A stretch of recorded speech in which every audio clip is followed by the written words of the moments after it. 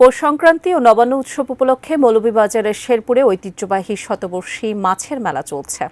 গতকাল সোমবার রাত থেকে শেরপুরে কুশিয়ারা নদীর তীরে শতবর্ষী এই মেলা বসেছে, চলবে আগামীকাল বুধবার সকাল পর্যন্ত। এ বিষয়ে বিস্তারিত জানাতে মেলা প্রাঙ্গণে আছেন আমাদের প্রতিনিধি কামরুল ইসলাম মাহি। সরাসরি যুক্ত হচ্ছি তার সঙ্গে। মাহি, মেলা কেমন জমেছে একটু বিস্তারিত জানাবেন।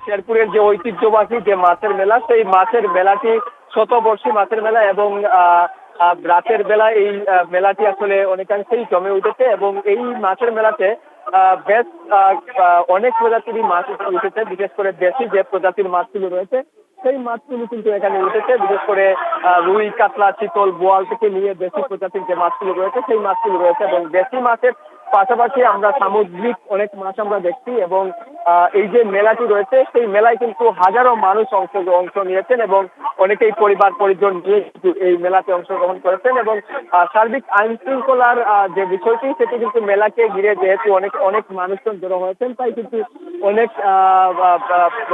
পর্যাপ্ত পরিমাণ আইন শৃঙ্খলা রক্ষাকারী বাহিনীও এখানে মোতায়েন করা হয়েছে এবং আমরা উপজেলা নির্বাহী অফিসারের সঙ্গে আমরা কথা বলেছিলাম। তিনি যেমনটি বলছেন যে উপজেলা প্রশাসন আসলে এই মেলাকে ঘিরে সব ধরনের সহযোগিতা এবং সব ধরনের আশ্বাস যেটি তারা রয়েছে সেটি কিন্তু তারা দিয়ে রাখছেন।